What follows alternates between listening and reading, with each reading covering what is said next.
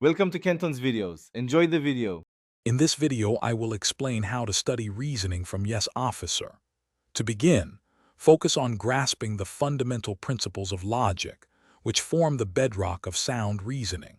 Next, dedicate time to recognizing common logical fallacies, as these often undermine arguments. Finally, consistently engage in critical analysis of various information sources, applying what you've learned to real-world examples. This structured approach will significantly enhance your analytical skills. When analyzing arguments, it's crucial to first deconstruct them into their core components, the premises and the conclusion. Once identified, carefully evaluate the validity and soundness of each premise individually.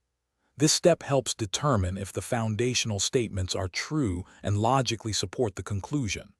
Then, map out the entire logical flow to see how the parts connect, ensuring a coherent and robust structure. This systematic approach reveals strengths and weaknesses. A key part of studying reasoning involves mastering the identification of logical fallacies. Start by learning the precise definitions of at least 10 common fallacies, like ad hominem or straw man. Then, actively seek out examples of these fallacies in everyday conversations, news articles, and debates. Categorize them by type, such as fallacies of relevance or ambiguity, to better understand their underlying mechanisms. This practice sharpens your ability to spot flawed reasoning. To solidify your reasoning skills, practical application is essential.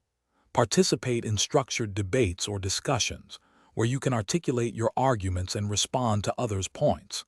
Additionally, practice writing clear, well-reasoned, persuasive essays, ensuring your conclusions are strongly supported by evidence. Always seek constructive feedback on your analytical work from peers or mentors. Consistent practice, perhaps for 30 minutes daily, will significantly improve your ability to reason effectively. Thanks for watching. Consider subscribing if we helped you.